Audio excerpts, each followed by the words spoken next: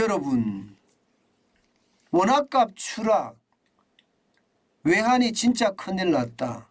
이 말이 여러분 사실일까요? 여러분 이거 한번 보세요. 8월 이후 원화값 변화율입니다. 마이너스 5.9%예요. 8월 이후입니다. 8월 이후.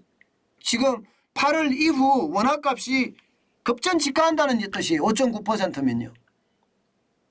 이거 여러분 저는 심각하게 보거든요. 정부는 문제없다 이야기를 하지만 5.9%라는 숫자 자체가 여러분 다른 신흥국들보다 더 많이 떨어지고 있는 거예요. 여러분 보세요. 중국은요 2.7%밖에 안 떨어졌습니다. 남아공 랜드와도 2.6% 떨어졌고요. 튀르키예 지금 터키 난리도 아니잖아요. 그런데 리레와도 1.7%밖에 안 떨어졌어요. 베트남 동이라고 하죠. 0.8% 떨어졌고요. 인도도 말입니다. 0.4% 떨어졌습니다. 게다가 태국은 인도네시아 루피아 태국의 바트는 제로입니다. 제로. 심지어 브라질 레알화는 1.5% 올랐습니다. 달러 대비해서. 러시아 루블화는 2.7%가 올랐고요. 멕시코의 페소는요 2.7% 올랐습니다. 지금 이것을 보면요 우리나라의 원화는요 굉장히 충격적이라는 거예요. 브라질보다 위험하고 러시아 루블보다 위험하고 멕시코 페소보다 위험하다. 이렇게 해석할 수 있는 부분입니다. 예. 이게 걱정하지 마라 이야기하지만 우리가 시장을 보고 있으면 원화의 변동성이 너무 크고 하락폭이 너무 빨라지니까 이게 충격이 될 수 있다고 이야기를 하는 겁니다. 오죽했으면 블룸버그는요. 대한민국의 원화의 가치폭이 너무 빨리 떨어진다. 신흥국 통화보다 더 빨리 떨어지는 이유가 뭔지 참 궁금하다. 이렇게 이야기할 정도입니다. 그만큼 말입니다. 원화는 상대적으로 지금 굉장히 많이 떨어져요. 그럼 선진국에 대비해 볼까요? 선진국에 대비해 보면 우리는요. 거의 외환 위기 수준이에요. 왜냐고요? 보세요. 미국의 달러는 2.3% 올라가고 있죠. 유로화는 마이너스 1% 정도 떨어졌습니다. 호주 달러도 마이너스 1.3%예요. 캐나다도 마이너스 1.4%.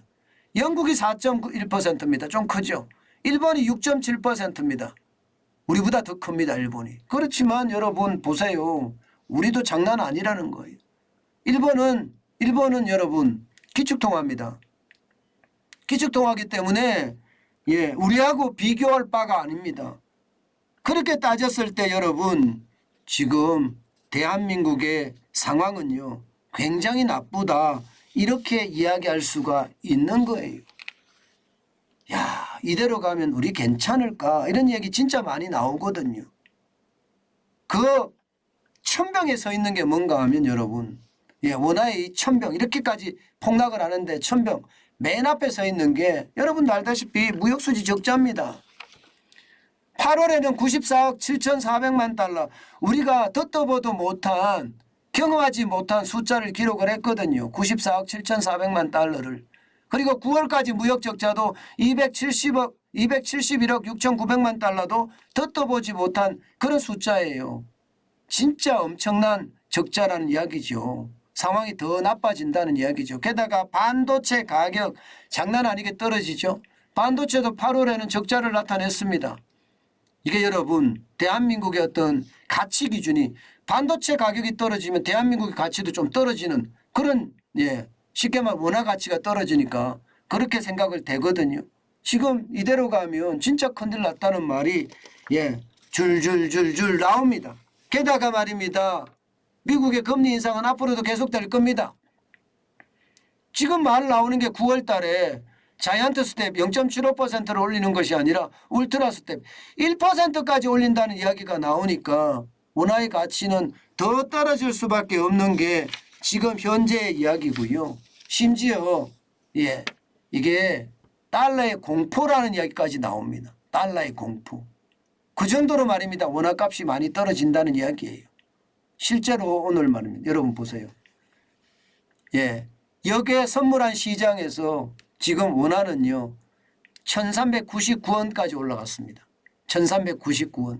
이제 1400원 되는 겁니다. 아마 오늘 시장에서 아마 1400원 한번 터치했다 내려올 가능성 굉장히 클 거예요.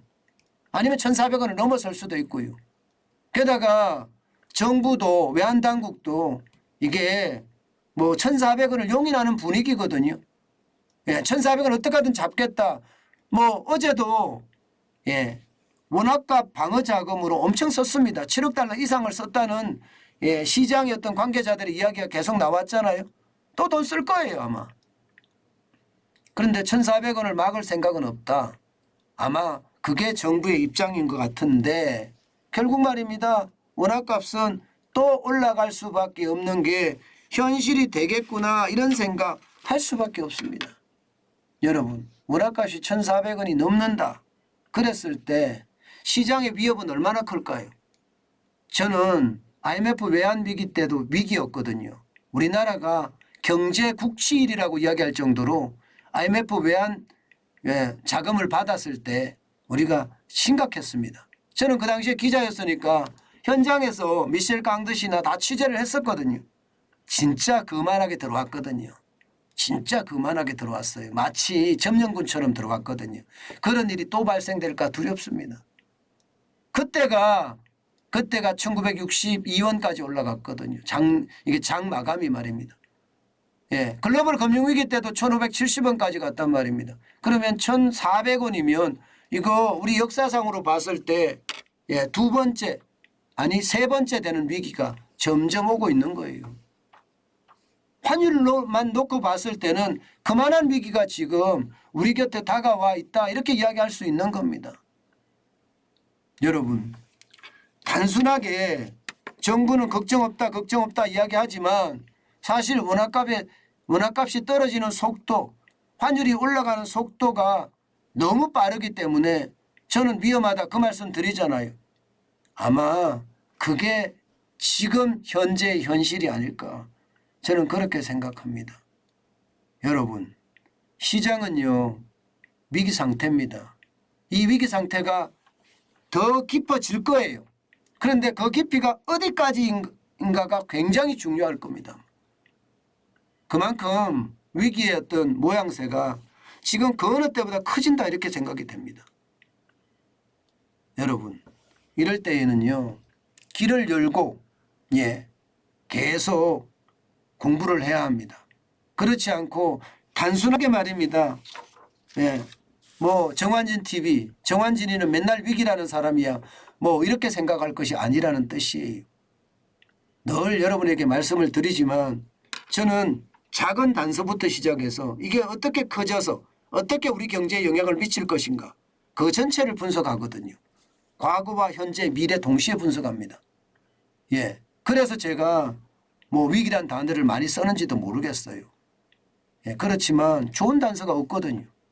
좋은 단서가 있었으면 저를 썼겠죠 당연히. 맨날 위기래 이런 비아냥거림까지 들어가면서 제가 안 쓸 이유가 없었거든요. 그런데 지금 그만큼 위기의 단서가 이 작던 위기의 단서가 점점 커지고 있어요. 커지는 게 어디까지 터질 거냐. 그래서 저수지 뚝을 무너뜨릴 거냐. 무너뜨릴 수도 저는 있다고 보거든요. 무너뜨릴 수도 있다. 그러면 외환위기나 금융위기처럼 터진다는 거예요. 그만큼 우리 경제가 저는 그렇게 긍정적으로 지금 현재는 보고 있지 않습니다. 그런 지표가 나오면 여러분들에게 제가 계속 설명을 해드릴 겁니다. 원달러 환율을 보면 지금 금융위기급으로 이미 위기의 깊이가 깊어졌다. 저는 그렇게 이야기하고 싶습니다.